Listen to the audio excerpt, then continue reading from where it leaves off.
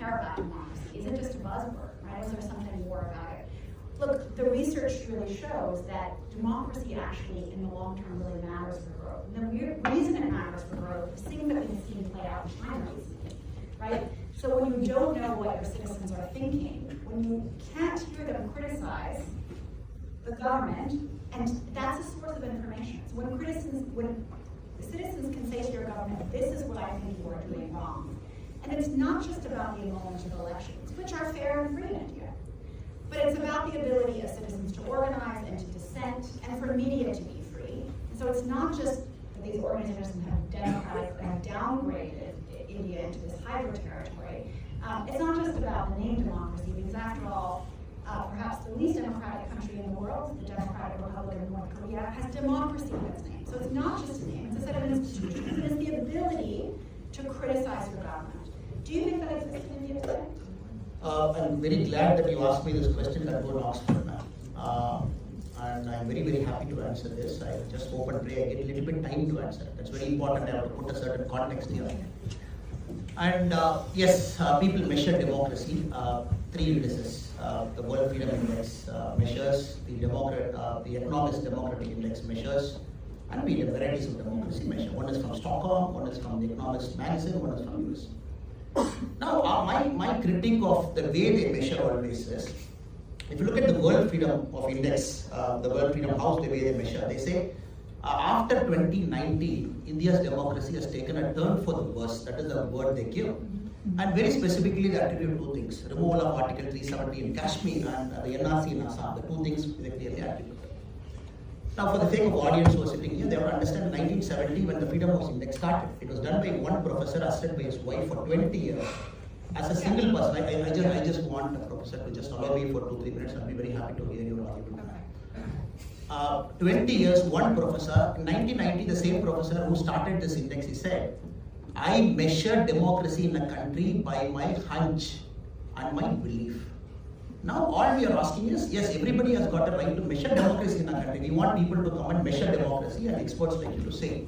But the question is it actually measured? If you look at the Economist Democracy Index unit, it takes its value from the World Freedom of Values Index. From 2012, no survey has happened in India. So Economist magazine is forced to give 60 questions to experts who grade India's democracy, and Economist publishes that as India's democratic index.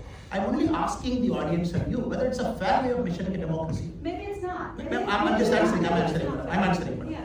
When you talk about freedom and other democratic index also, what we're trying to say, in 2019 in BJP's manifesto, very clearly we said, when we win, from 1952 we are saying in our party's manifesto, Article 370 and 35A, we are taking it back. It's very, very funny.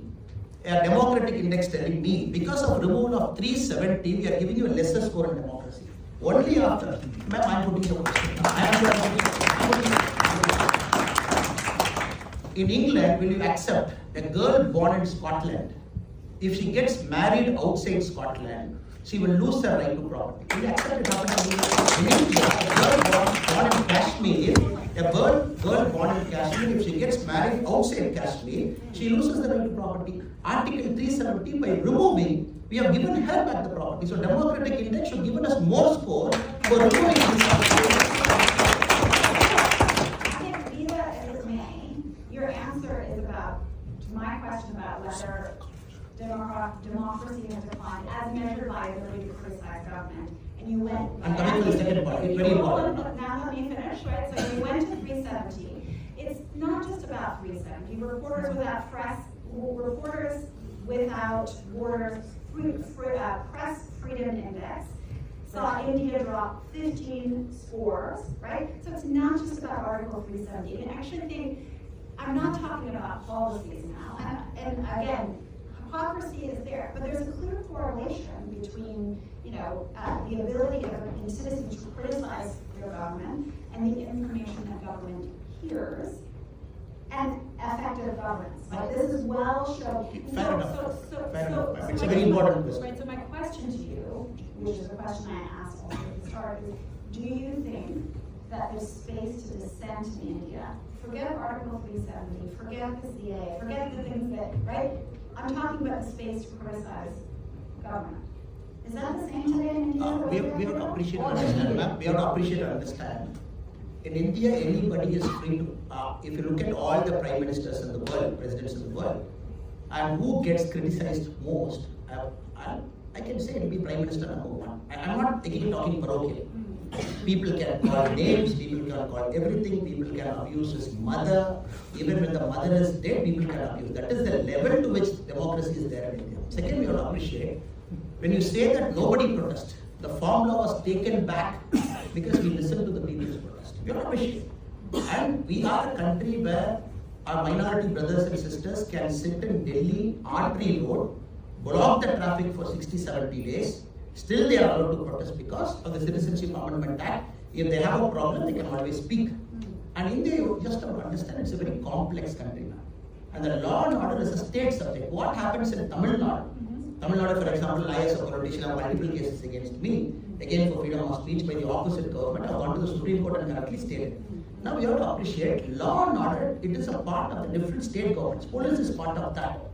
And attributing everything, what happens in Bengal, oh, let me put it in Modi ji's account. What happens here, let me put it in Prime Minister's account. All I'm saying is, can India be 100% perfect democracy? I don't think any country in the world is 100%. Everybody is improving. All of us are reaching there. All of us are reaching there. Yeah. But in the trajectory, when people say from 2014 it took a turn for the worse, and they start attributing 2019 when they start giving all this data, that is where I have a problem. When free and fair elections happen, people vote. A prime minister is getting voted back to power for the third straight time. That too happening in a very noisy democracy in our country. That too we got 240 with all humility. We accepted 20 parties together. They got 240. It is unheard of in global politics. 20 parties together they got 240. One party got 240. But still they say BJP is closer. I don't know what mathematics people bring to the table. Well, the mathematics are that 95% of charges brought up in UAPA are against opposition politicians. So that would be, for example, one fact. UAPA, Unlawful Activity Prevention Act, is a very clear act to prevent terrorism. That is mainly to prevent terrorism. And India previously had a very draconian quota act which is not there. NISA act was not there. UAPA act is there. So I'll be very happy to speak further on this, but 100% we can, anybody who is in India for a longer time, again I respect your point of view, you are doing very important work, your professors, we need critical inputs from outside, people who look at India with a fresh set of plates, absolutely no question. But my argument to both of you and to the audience who are listening here is, it's not a fair way to sit outside and say that it has deteriorated in our country and right now equating what is happening in India to 1976 emergency.